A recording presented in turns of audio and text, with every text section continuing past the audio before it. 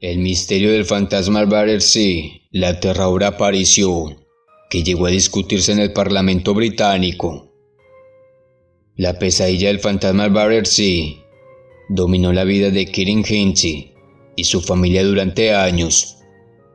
Todo empezó con una llave de plata que apareció sobre una cama en la casa de una familia cualquiera, en un barrio cualquiera de Londres en 1956. Fue el Battersea, un vecindario del sur de la capital británica. El número 63 de Wycliffe Road fue el escenario de una de las historias de fantasmas más extrañas e inquietantes que conozcan. Se extendió por un periodo de 12 años y en su apogeo se convirtió en una importante noticia nacional, con titulares de periódicos sobre ruidos extraños y objetos voladores, exorcismos y comunicación fantasmal. Fue tanto el alboroto que hubo intentos por contratar el poltergeist en la televisión, en vivo en horario estelar, e incluso fue discutido por el ministro del Interior en la Cámara de los Comunes, la Cámara Baja del Parlamento. Al periodista de la BBC Danny Robbins le intrigó la historia y comentó lo siguiente: esperamos escuchar historias de fantasmas en antiguas casas señoriales, o monasterios y castillos en ruinas, pero en un contexto urbano, los eventos inexplicables se sienten mucho más cercanos. La casa encantada se parece a la nuestra. Las personas afectadas no son diferentes a nosotros, afirma. Battersea está bastante hamburguesada ahora, llena de cafeterías y tiendas de moda, pero en el año 1956 era una zona de clase trabajadora más bien pobre.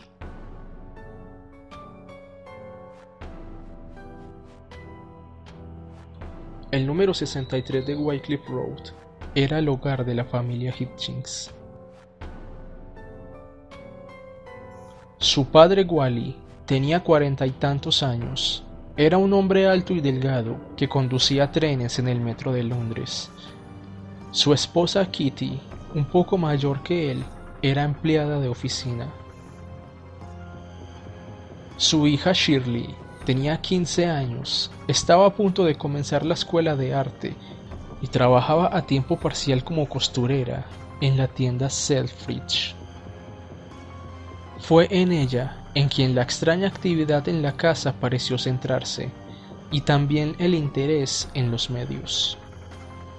La gente piensa que lo que se siente por las apariciones es lo mismo que en una montaña rusa o una película de horror. Tonterías, le dijo Shirley al investigador psíquico Harold Chivet cuando él se involucró en el caso en marzo de 1956. El miedo de verdad es como una enfermedad, te va consumiendo hasta que llega un momento en el que no puedes caminar, ni hablar, ni siquiera pensar, añadió. Los otros residentes de la casa eran la madre de Wally, Ethel, un personaje colorido conocido localmente como Old Mother Hitchings, y su hijo adoptivo John, un topógrafo de unos 20 años al que Shirley consideraba un hermano. El primer indicio de que algo extraño estaba pasando fue una llave que apareció el 27 de enero de ese año en la casa de Shirley sobre la almohada. Era una llave que nunca antes habían visto, plateada, adornada, antigua. El tipo de llave que se usaba en casas elegantes, no como la de los Hitchings. Shirley se la llevó a su padre, pero él estaba ocupado ayudando a bañarse a su madre, a quien la artritis crónica la había dejado incapacitada. Le pidió que la dejara en la repisa de la chimenea para ocuparse de eso más tarde, pero cuando fue a buscarla no estaba. Shirley le aseguró que la había dejado ahí, pero la encontraron otra vez sobre la almohada.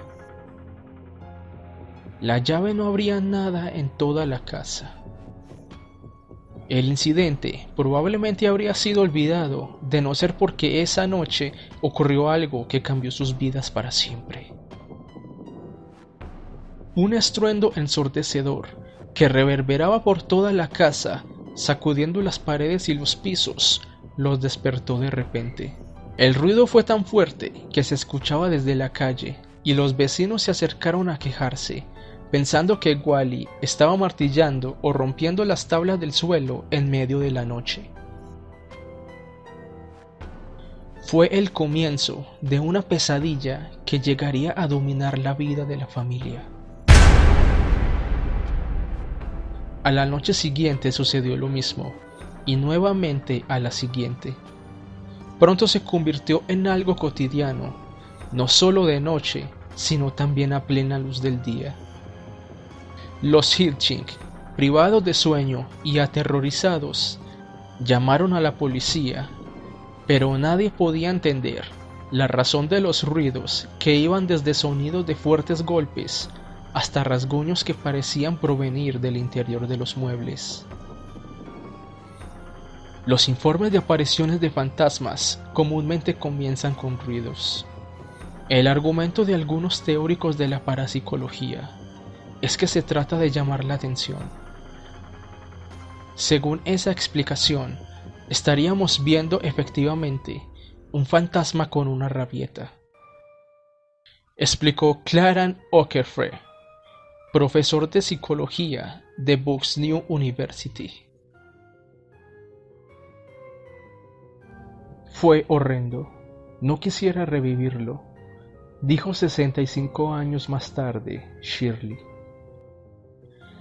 quien, aunque temerosa de que hablar del fantasma lo conjurara, aceptó rememorar su experiencia. Yo tenía una vida hasta que ocurrió, y desde ese momento hasta que terminó, solo existí. Era como si hubiera una presencia observándote todo el tiempo.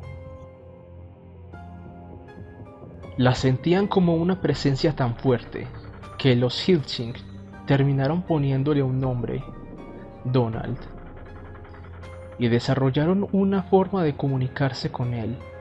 Le hacían preguntas y él contestaba con golpes, 1 para no y 2 para sí. Shirley recuerda que después de 3 semanas con ruidos fuertes empezaron a moverse algunos objetos. Ollas y sartenes que estaban en la estufa salían flotando de la cocina, atravesaban el cuarto, se aceleraban y de repente se venían contra ti. Tenías que esquivarlos. A veces flotaban y de repente se desplomaban. Otras se estrellaban contra las paredes. Ver las zapatillas de mi papá caminando solas fue muy aterrador, recordó Shirley. Era imposible, a veces se iban al corredor y yo las perseguía. ¿Cómo diablos pasaba eso?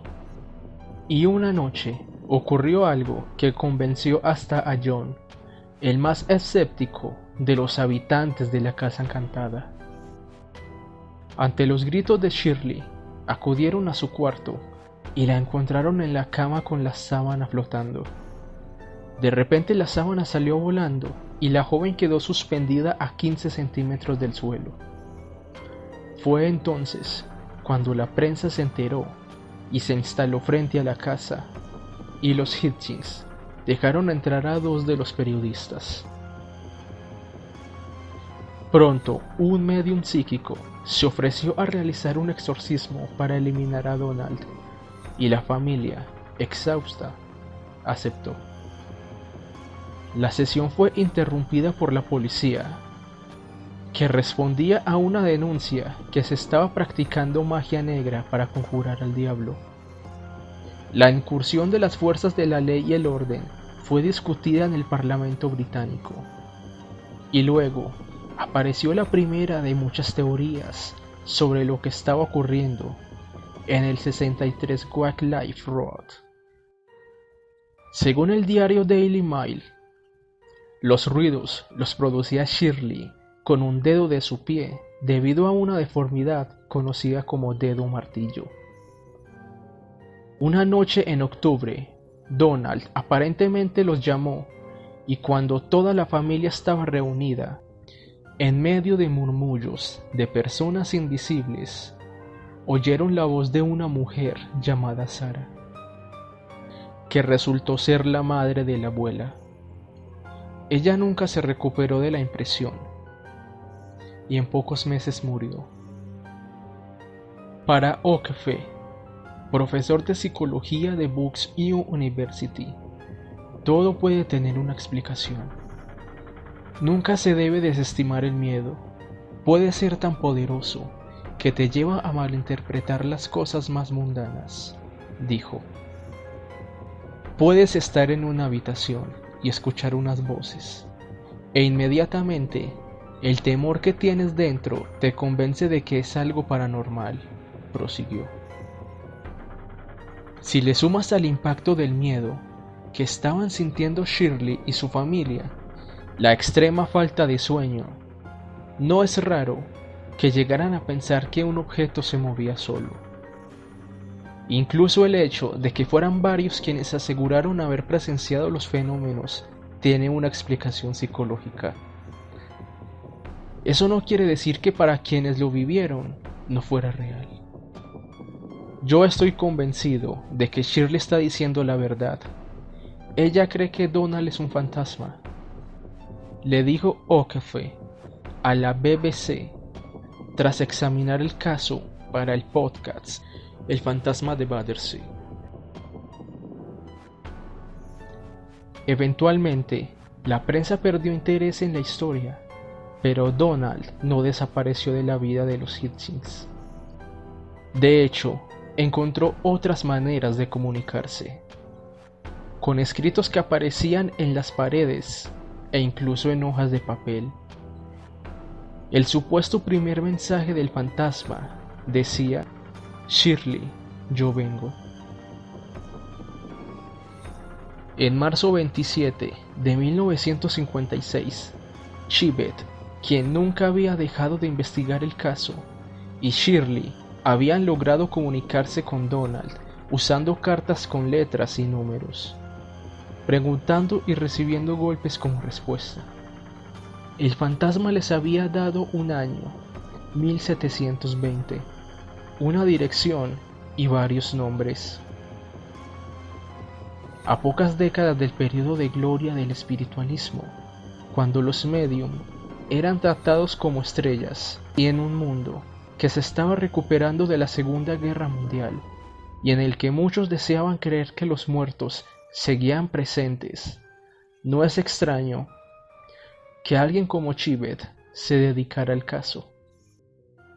Su investigación de este y otros mensajes lo llevaron a concluir que Donald era Luis XVII, el príncipe perdido, heredero del trono de Francia, el hijo menor de los reyes guillotinados, Luis XVI y María Antonieta. Desde ese momento, Chibet se obsesionó más profundamente y pasó cada minuto posible tratando de probar su teoría.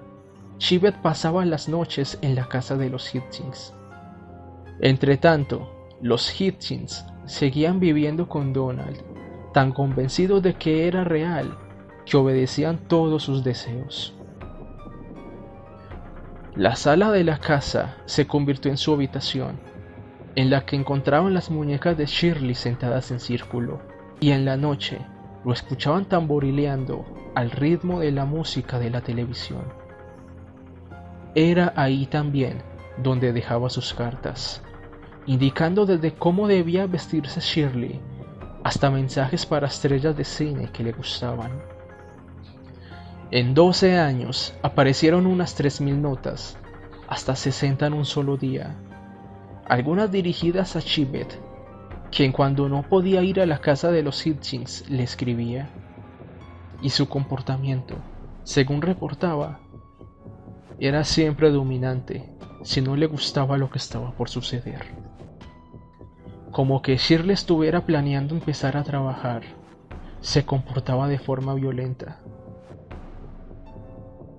La familia siguió experimentando sus fenómenos hasta 1964, cuando se mudó a otra casa. Allá, de acuerdo a ellos, siguieron sucediendo cosas, aunque de manera ya esporádica. ¿Quién sabe? Todos decían que era yo la que estaba haciendo eso, que era la niña poltergeist. Así que pensé que tenía que ser mi culpa, que había algo malo en mí. ¿Recuerda Shirley? Yo sé que yo no lo estaba haciendo, señaló, al menos no de forma consciente. Agregó, sabiendo que hay indicios de que así fuera. Uno de ellos salió a la luz durante la grabación del podcast de la BBC, cuando Robbins le envió a la grafóloga Emma Bache una carta escrita por Shirley y otra supuestamente por Donald el mismo día. Tras examinarlas, la experta concluyó, sin lugar a dudas, que habían sido escritas por la misma persona. Asimismo, durante la transmisión del podcast, Pam Ashton, quien vivía en la casa de al lado de la de Shirley, se comunicó con la BBC. A pesar de que era una niña pequeña, dijo recordar cosas moviéndose, incendios, y a su madre contando aterrada cómo una caja se había elevado sola y permanecido suspendida hasta que 4 hombres la lograron bajar. Yo sé que no fue un engaño, yo fui testigo, la familia estaba totalmente aterrada. Aún no se sabe a ciencia cierta qué pasó en el número 63 de Wycliffe Road. A pesar de múltiples teorías, tanto de creyentes como escépticos, expertos y curiosos, esta historia extraña y emocionante sigue siendo tan fascinante para quienes creen en fantasmas como para los que no.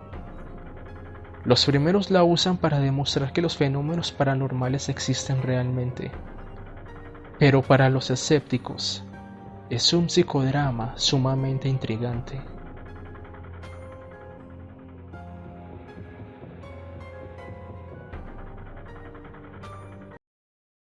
Gracias por ver el video. Recuerda suscribirte al canal de Hora 12 mediante el link que te dejaré en la descripción. También recuerda que si cuentas con alguna evidencia relacionada al tema paranormal, puedes hacérmela llegar a través del correo que te dejaré en pantalla, para así hacerle sentir al mundo justo lo que tú sentiste en ese preciso momento. Hasta la próxima.